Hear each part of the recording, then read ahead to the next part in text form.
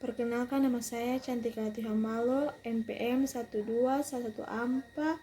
12111420120030.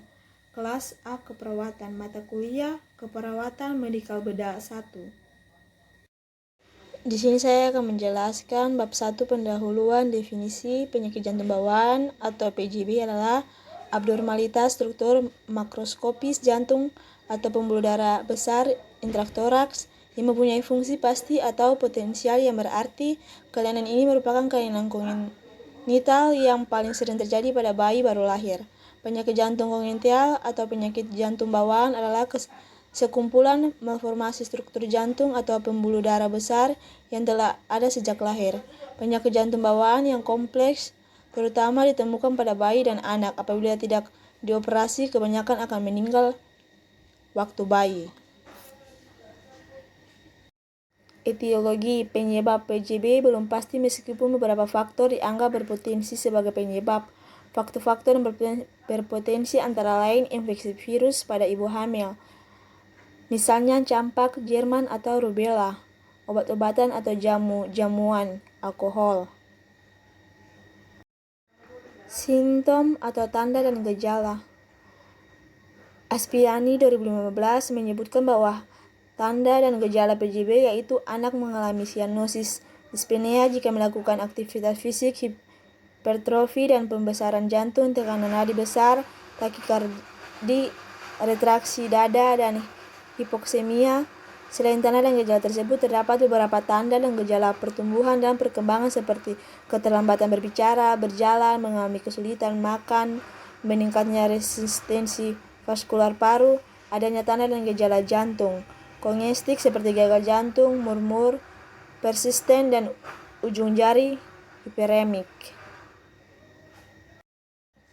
Patofisiologi. Penyakit jantung bawaan dipengaruhi oleh faktor yaitu faktor genetik dan maternal. Pada kelainan struktur jantung digolongkan menjadi penyakit jantung bawaan asianotik atau penyakit jantung bawaan sianotik.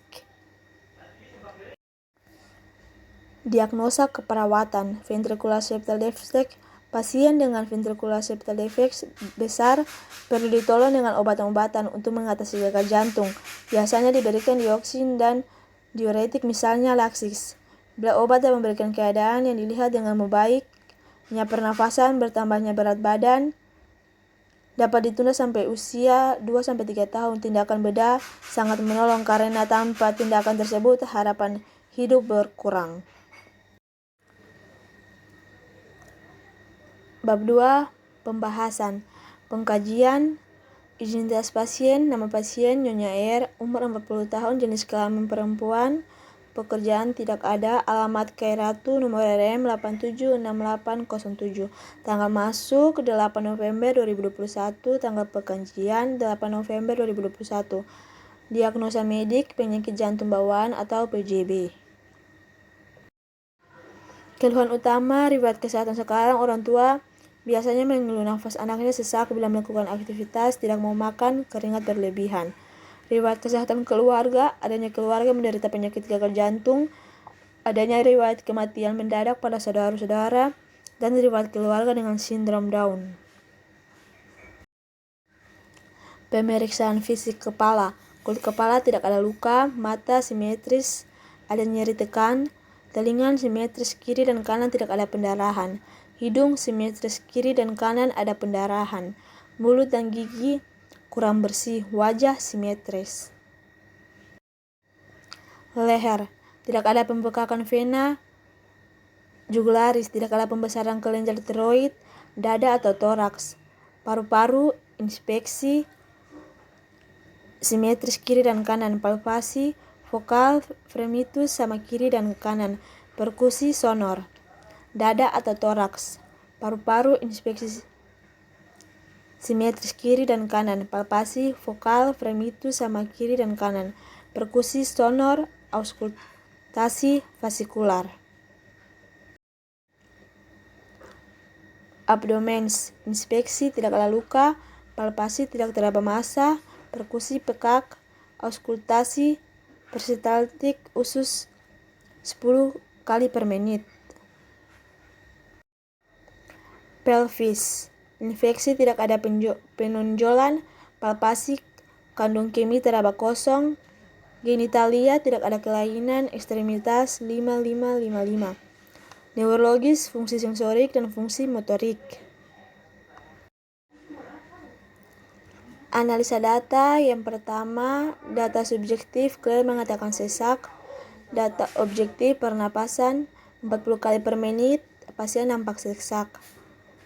Masalah keperawatan, ketidakefektifan pola nafas berhubungan dengan kongestik paru. Yang kedua, data subjektif, klien mengatakan sesak nafas, klien mengatakan batuk disertai lendir. Data objektif, klien nampak sesak, klien nampak batuk berlendir. Masalah keperawatan, ketidakefektifan bersih jalan nafas berhubungan dengan adanya penumpukan sekret. Diagnosa keperawatan. 1. Ketidakefektifan pola nafas berhubungan dengan kongestik paru. 2. Ketidakefektifan bersihan jalan nafas berhubungan dengan adanya penumpukan sekret. Diagnosa keperawatan. 1. Ketidakefektifan pola nafas berhubungan dengan kongestik paru. 2. Ketidakefektifan bersihan jalan nafas berhubungan dengan adanya penumpukan sekret. Intervensi keperawatan. Yang pertama, diagnosa keperawatan.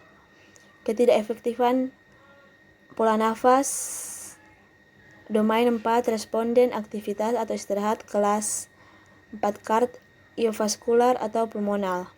Data subjektif, klien mengatakan sesak. Data objektif, penapasan 40 kali per menit, pasien nampak sesak. Tujuan dan kriteria hasil. Setelah dilakukan tindakan keperawatan 30 menit, pasien akan menunjukkan status pernapasan. 1. Frekuensi pernapasan dalam kisaran normal 60 sampai 20 kali. Irama pernapasan dalam kisaran normal atau reguler. Suara auskultasi nafas dalam kisaran normal vesikuler. Tidak ada penggunaan otot bantu nafas. Tidak ada dispneu. Intervensi keperawatan.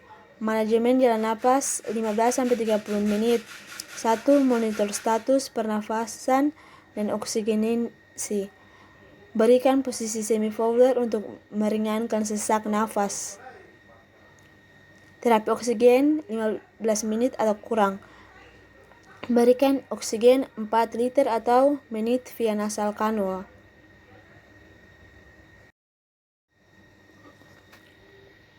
Intervensi keperawatan yang kedua, ketidakefektifan bersihan jalan nafas. Data subjektif, klien mengatakan sesak nafas, klien mengatakan batuk disertai lendir. Data objektif, klien nampak sesak, klien nampak batuk berlendir. Tujuan dan kriteria hasil. Setelah dilakukan tindakan keperawatan selama 1 kali 6 jam, diharapkan pasien akan menunjukkan jalan nafas pasien paten. Dengan kriteria hasil, suara napas tambahan dengan deviasi ringan dari kisaran normal.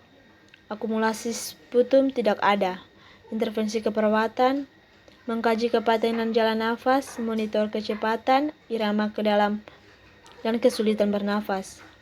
Mengauskultasi suara nafas, kolaborasi pemberian obat dan oksigenasi.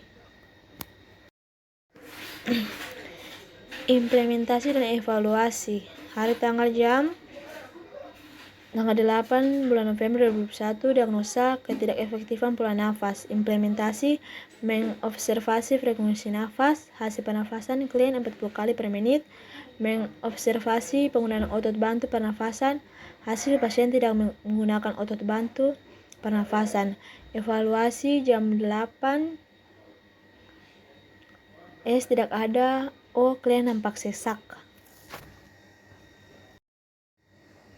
Masih dalam implementasi dan evaluasi. Implementasi, memberikan posisi hand up 30 derajat, hasil pasien masih sesak. Penata laksanaan pemberian oksigen, hasil pasien masih nampak sesak. Evaluasi, terpasang simple mask. A. Masalah belum teratasi. B. Lanjutkan intervensi, mengobservasi frekuensi nafas, mengobservasi penggunaan otot bantu pernafasan, memberikan pengembangan dinding dada. Implementasi dan evaluasi yang kedua, tanggal 8 November 2021 pukul 5 sore. Diagnosa ketidakefektifan jalan nafas, implementasi memberikan posisi nyaman follower atau semi follower. Hasil pasien berada di posisi semi follower. Mengerjakan teknik baru batuk efektif. Hasil pasien mau melakukan batuk efektif. Menganjurkan minum air hangat. Hasil klien dan keluarga mau mengikuti anjuran perawat. Evaluasi jam 10 pasien mengatakan batuk disertai lendir. O. Pasien nampak batuk. Pasien nampak sesak. A. Masalah belum teratasi. P. Lanjutkan intervensi. Sekian, terima kasih hasil dari presentasi saya. Masuk dalam bab 3 penutup. Kesimpulan, ventricular septal defect ditandai dengan adanya hubungan septal yang memungkinkan darah mengalir langsung antar ventrikular yang biasanya dari kiri ke kanan pada anak dengan ventricular septal defect. Gambaran klinisnya infeksi saluran nafas yang berulang-ulang dan berat. Saran, mahasiswa diharapkan lebih memahami konsep diri ventricular septal defect sebagai dasar memberikan asuhan keperawatan yang berkualitas. Mahasiswa harus mampu memberikan pengarahan dan motivasi pada keluarga dengan anak yang menderita ventricular septal defect atau VSD.